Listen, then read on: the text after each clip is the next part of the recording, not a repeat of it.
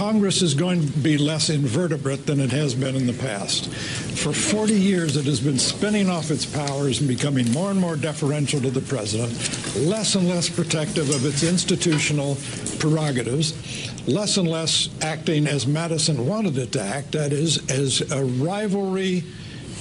rivalrous protector of its own prerogatives against the other branches of government.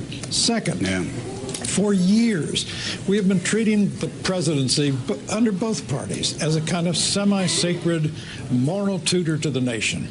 It's part of the problem of having a nation in which the head of government is also the chief of state, with all kinds of symbolic trappings associated with it. Maybe we will now begin to demystify the cult of the presidency and shrink it back from its grotesque, swollen nature back to something of what it is, which is the head of one of the three branches of one of our governments, whose job is to, secondary to the Congress, it is to see that the laws are faithfully executed. Well, I'll tell you, that would actually be a positive development out of all of this if that, in fact, ended up being the case. George Will, as always, thank you so much. We really appreciate you being here this morning. Glad to be here. Great insights. And Willie, I wanted actually to answer that question because it's a question that comes up a lot. Have we seen anything since Donald Trump has been sworn in as president that we didn't see in the year before that? I can answer yes. You may feel comfortable answering yes as well. I mean, we've all known him for some time, and never told this story before, but I called in I was very busy with my kids, and it was Andrew's birthday. Andrew is my second son, who was born on January the 20th. So every 4 years, his birthday falls on inauguration. Well, it was Andrew's birthday. We're having a birthday party. And I started getting calls from people in the White House who I had known, who were very concerned about that press conference that Sean Spicer was about to give about crowd size. Crowd size, yeah. And they said, well, we just want to know, your opinion. What do you? I said, I think it would be a disaster. I think it would be the stupidest thing. You've got, you better stop it. You're going to. It's a horrible way to start it. And then they called back after Spicer's press conference, and I said, you all look like fools. You've just made a fool of you to go back in, cut the cake. We go through the night, and then I get a phone call from the White House and says the president would like to talk to you. So I go in the room and I talk to him, and after about 3 minutes, we have a call. I'm trying to explain why this was the worst thing that he could have done on his first day in office, and he didn't get it. It was a different guy. You could just tell. He was completely mesmerized by the office he was in and the surroundings. And I called Mika and I said, yeah, he's gone. He's lost. The guy that we have known is now in a bubble, and any chance for anybody to get to him seems to be lost. He was so taken, and you could hear it in his voice. He was taken by the phone systems for some reason. I don't know what the phone systems are like in the White House, but he was talking about maybe they're recording the conversation. But God help us. I can tell you, as somebody that knew him for over a decade, it was subtle, but I knew immediately that he was inside that bubble and he had changed. And I will say there are a lot of things in Donald Trump that I've seen and other people that have known him for a decade have seen that they don't recognize now, Willie. Well, he's definitely caught up in the trappings. Remember when he had the ribbon cutting ceremony after they got the health care bill through the House, and he had that moment where he looked around and said, I'm the president. I'm the president.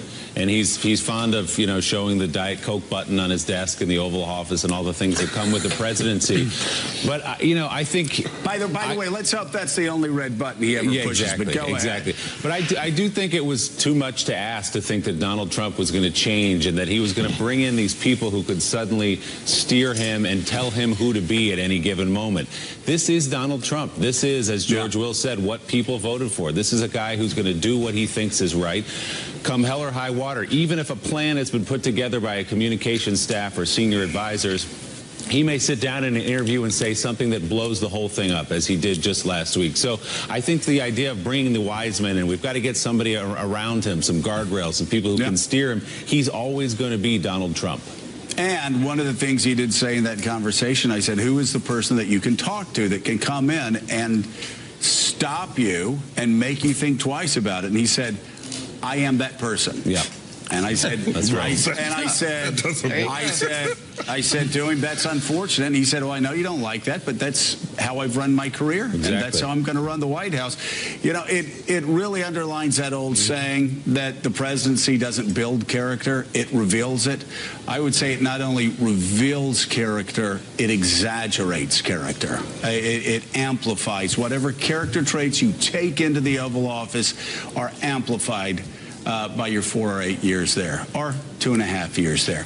Michael Schmidt, great reporting, as always. We greatly appreciate it. Now, who's calling you Carlos Slim's personal blogger? The far right is taking that as my Now, is it nickname. the far right or is the alt-right? As a conservative, there is a difference. I haven't done a case study yet on all the people going after me on Twitter, but perhaps Don't you don't yeah, want to know. What does that mean? I just don't have a lot of fans right now. Carlos Slim's blogger. Yeah. What does Carlos Slim's blogger mean? It's a historical reference. What is that supposed to suggest? A historical reference. It's an attack on the Times, you know, and it's trying to undermine our credibility, but that's okay. Well, you guys are doing so horribly now. We're doing really, really, really terribly, and we all are. This has been devastating. I mean, we've had 2 of our 4 highest rated shows over the past week, only behind Election Day 2008 and Election Day 2016. It's the same with the Times. It's the same with the Post. It's the same with the Wall Street Journal. It's the same with USA Today. It's the same with everybody. I mean, this is for a guy who is trying to hurt the media, he's doing a really poor job. For the first time, it's really cool to be a journalist. Maybe for only 10 more minutes, but it's really cool. I don't know. I mean, did you ever see All the President's Men? Well, this guy right here. I just want to be like this. That's all I am. Taking a picture of this. Yeah, exactly. Let's take a picture. Stick to the reporting. Yeah. Stick to the reporting. And you have done a great job. And, of course, one of the realities here is we've got an old newspaper war going between the New York Times and the Washington Post. And it's good. And some very powerful stories. At the same time, I think it's time to dial back a little bit about, because there are people around, certainly not you, certainly not the reporters at the Post, who are kind of binge drinking the anti-Trump Kool-Aid. Right. And that is not going to work in journalism. Let the politicians have that binge drinking, but don't. I completely agree with that, Bob. And I'll add to that the one thing. There has been incredible reporting over the past year and a half, and what's been happening the past 3 months has just been absolutely stellar. The one word, though, that I always keep going back to is context. Context.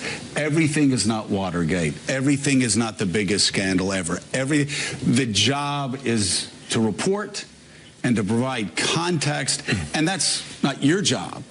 That's an editor's job to make sure that the articles that are lined up on the paper provide that context so every day doesn't look like it's the last day of this presidency. But I'm sorry, I know they want to move on. Got a break. You're going to get good at this. No, I'm going to keep you with me. Alex, I can blame Bob Woodward. You can't do anything about that. Okay, Go ahead, Bob.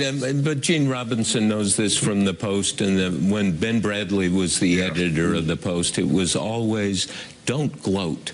Don't, get self-satisfaction out of doing the job, no gloating. And he would literally at times during the Nixon period run around the newsroom and say, no gloating. Keep your head down. All right, still ahead, Democratic leader Nancy Pelosi urges her caucus to cool it with talk of impeachment. All right, there we go. But she's still not holding back her own scathing criticism. We're going to play you that sound when we come back. And we're also going to talk to Senate Democrat Sheldon Whitehouse. You're watching Morning Joe.